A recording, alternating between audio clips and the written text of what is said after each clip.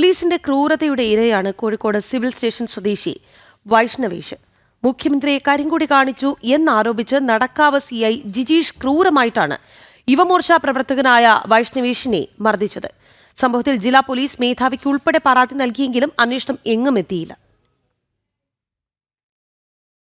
കാക്കിക്കുള്ളിലെ കാടത്തങ്ങൾ ഓരോന്നായി പുറത്തുവരികയാണ്. എന്നാൽ പോലീസുകാർക്കെതിരെ നൽകുന്ന പരാതികളിൽ നടപടി ഉണ്ടാകാത്തതും നിത്യസംഭവം.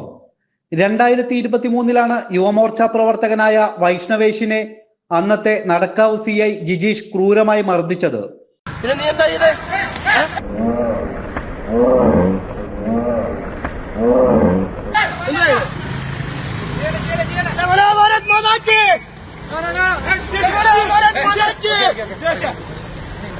ഇടിയുടെ ആഘാതത്തിൽ വൈഷ്ണവേഷ് ദിവസങ്ങളോളം ആശുപത്രിയിൽ കഴിഞ്ഞു.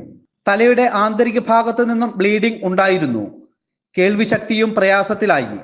ഈ CIയെ കുറിച്ച് നിരവധി പരാതികൾ ഇദ്ദേഹം ജോലി ചെയ്തിരുന്ന പോലീസ് സ്റ്റേഷനുകളിൽ ലഭിച്ചിരുന്നുവെന്ന് നഗരസഭാംഗം റനീഷ് പറഞ്ഞു.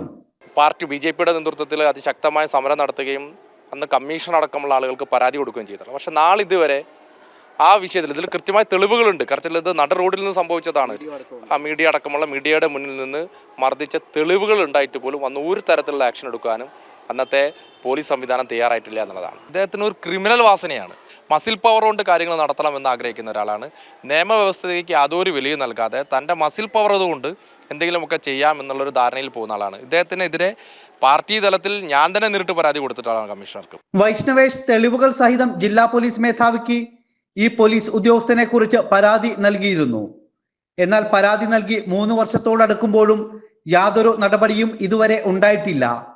പിന്നീട് മെഡിക്കൽ കോളേജ് CI ആയിരിക്കെ ജിജീഷിനെതിരെ 13ഓളം പരാതികൾ ലഭിച്ചിരുന്നു. ഇതിലും നടപടികളൊന്നും ഉണ്ടായിട്ടില്ല. പോലീസ് പ്രതികളാകുന്ന കേസ് അന്വേഷണ ഉദ്യോഗസ്ഥരായ പോലീസുകാർ തന്നെ അട്ടിമറിക്കുകയാണ്. ശിവദാസ് കന്മനം, ജനം, കോഴിക്കോട്.